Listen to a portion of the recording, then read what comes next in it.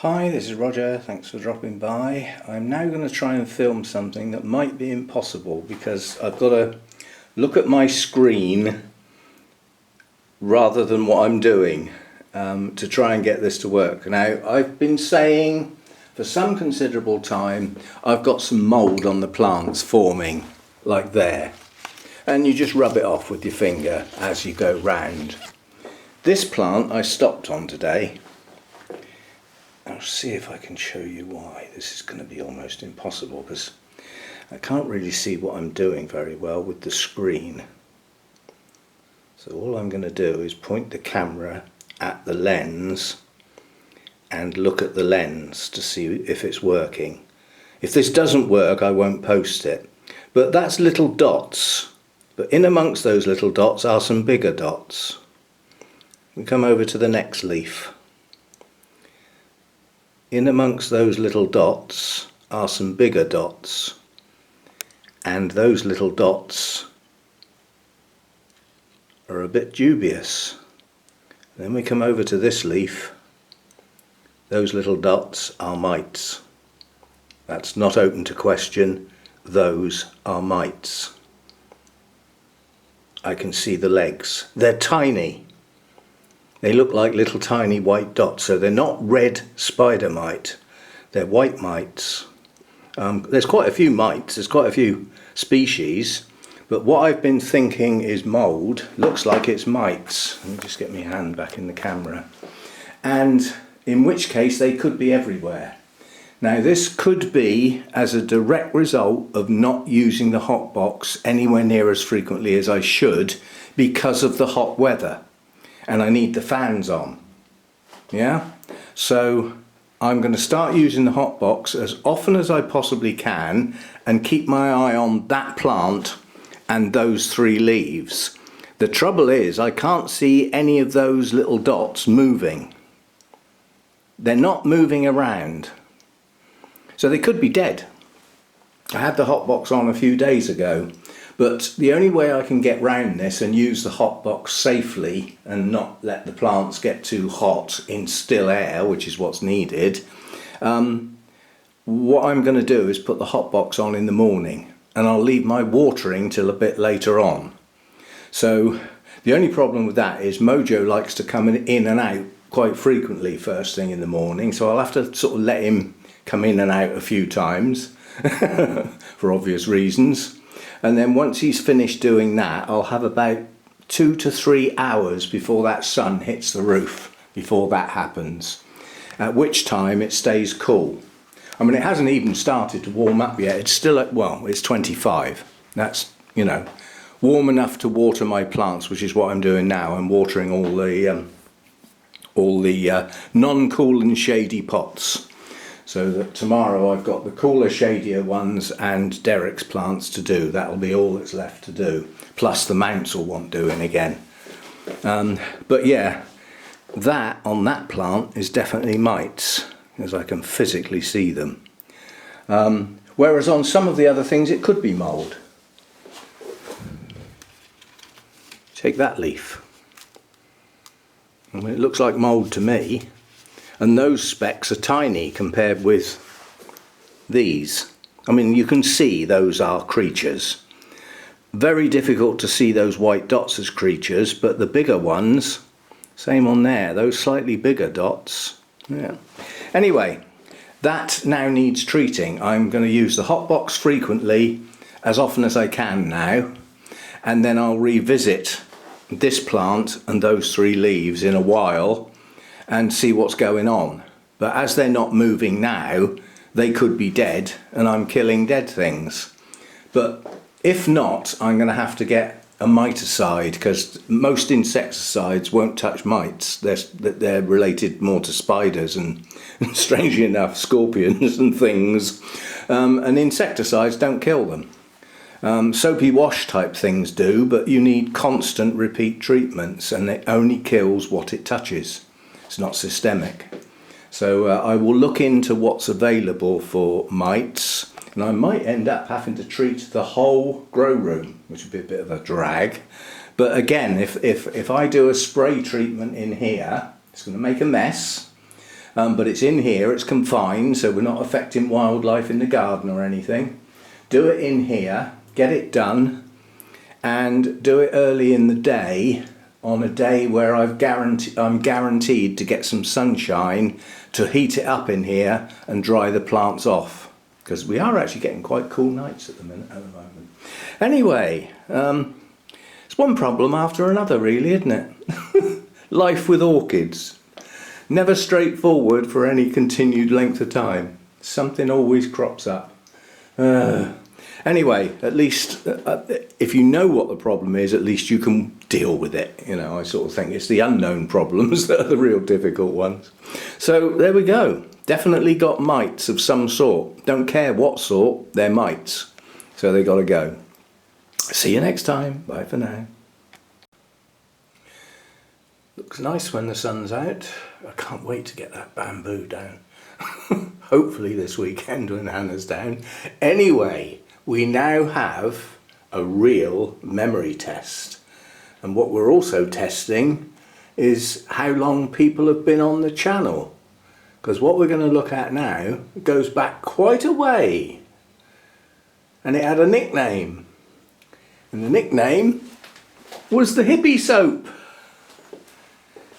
And I think this is ideal for mites because it's totally harmless to everything except the mites. So it's not going to hurt the plants. It's not going to hurt, you know, it's not going to get outside, so it won't affect the wildlife anyway. But this is a concoction that I got off the internet, complete with a video, and it was a plant nursery that, you know, thought it up and tried it, and they tried it on video specifically with continuous filming, so it wasn't edited or anything. They had a plant that was covered in bugs, and they mixed this up and they sprayed it, and they showed the bugs dying. It really did kill them virtually on contact. So it does do the job, and we tried it quite a while ago. The problem with it is it only kills what it touches, and you do have to give the plants a flipping good soak top side and bottom side of the leaves and round the base of the plant. So be it. But I've got the recipe, the recipe. I noticed is that how you spell it, recipe? Recipe? I suppose it is. Anyway, we gave it a nickname, the Hippie Soap, because of this flipping stuff. I don't know anybody that would pay that amount of money to just stuff that on their face. But anyway, it basically has functions. This stuff is a bit of a killer. This stuff makes everything smell nice, but it is a deterrent for bugs, and the combination with rubbing alcohol and the hydrogen peroxide makes this concoction. And basically I had to convert everything because it was all in, well, the mix that they started out with was 4 quarts. I wonder which country that was in then.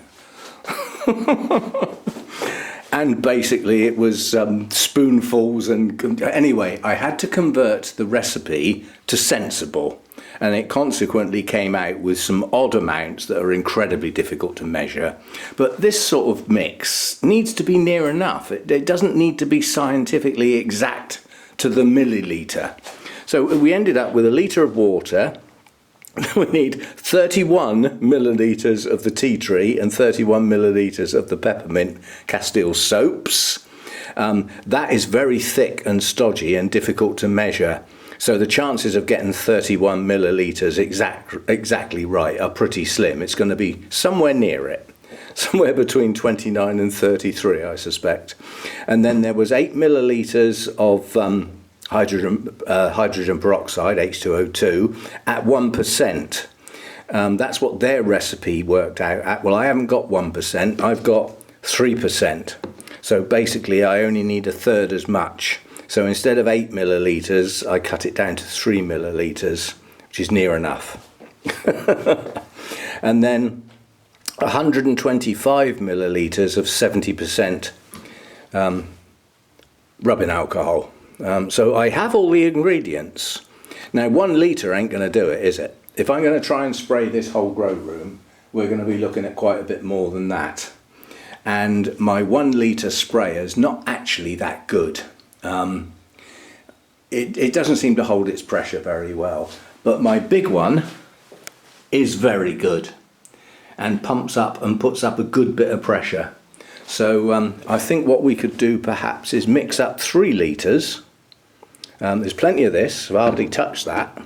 There's not too much of that, but then if that's, you know, if that's going in at 3 millilitres per litre, I only want, you know, 9 mil of that, so we've got enough. So again, this would need to be done early in the morning because everything's going to be soaking wet, it's going to drip all over the place. But I can't be doing with taking the plants outside, and I can think of no other way of doing it. Just get this lance on this sprayer and go around every plant, put the lance under the leaves, spray the underside, spray the top, do it by eye, and do the whole place, irrespective of whether the plants have got bugs or not. Just spray the whole lot. So we might be going along with the Hippie Soap. I wonder how many people remember this. I don't know whether anybody actually even tried it, but I know quite a few people went and had a look at the original video that I got off the internet, because I put a link to it. Quite a few people watched that. Anyway, I've already got the ingredients, so this is 0 cost. And I looked on the internet to try and find miticides, and I won't say I failed miserably, but there's some very dubious things that basically say they kill red spider mites. They don't mention any other type of mite, and they are insecticides. So they're unlikely to be very effective. Like, you know, this works, but it has to hit the bugs. It has to soak the bugs. They have to get it on them. So maybe we'll go for that, and again do it on a day when we've got the guaranteed sunshine, so that it's going to get warm in here, you know, from late morning onwards, and stick the fans on full blast and give it a go. Sorry, I was just distracted there. There's some more of those damselflies, and they're quite numerous. There's 2 on one of my bonsai out there, you know, within sort of 9 inches of each other. It's good to see some insect life again. I mean, I can see 3 butterflies out there, 2 damselflies, and that's without taking any steps, because obviously I can't see the whole garden because there's orchids in the way. Anyway, we might be having a go at that. In fact, we are going to have a go at that. I won't say when, but it may well be tomorrow. I haven't got a huge amount of watering to do. I can't put the hot box on today now, it's too late. It's too warm in here to not have the fans on. I've only turned them off while I film, so I can't use the hot box today. Tomorrow morning I would like to get my last bit of watering done before it warms up in here. Therefore I probably can't put the hot box on again tomorrow. So I think get cracking with the watering tomorrow morning and get it done. Get this mixed up and spray the whole flip in place, and then it's got all day to dry off. And you know the bonus of using this, which we did find out last time? It don't half clean the leaves. They get like quite a good wash. You know, all the dust comes off and everything. Anyway, so we may well be giving that a go tomorrow. It'll be fun. We shall see. But I think that's probably the best way to go. It's harmless, and I've already got the ingredients. It has 0 cost, and it doesn't take much to mix up these ingredients. I've got the measuring, you know, tools, stuff, and just, you know, stick it in the sprayer, give it a good shake and go, and see how we get on. It does need repeat treatment though, so, you know, it's not one of those things, it's not systemic, it does what it touches. So we'll probably have to, you know, give it several attempts, and then we'll see how we go. But if we can get rid of the worst of them, then obviously the intermittent use of the hot box should keep everything at bay. I think it's just stuff started to breed and get a bit out of hand because they, you know, they haven't had their hot box treatment. So there we go. Hippie Soap to the rescue. Yay! I ought to find some hippie music to go with it, didn't I? Trouble is, it's always copyright that messes that sort of thing up. flowers in your hair or something, you know, one of those. Early, well, mid-60s stuff, wasn't it? All the flower power stuff, hippies everywhere, peace and love and all that. The idea was good, but basically people decided, well, actually, we're not going to do anything. We're just going to be lazy toads and live off the state. So it didn't quite work as well as, you know, the idea meant. Anyway, the concept was quite nice. See you next time. Thanks for dropping by.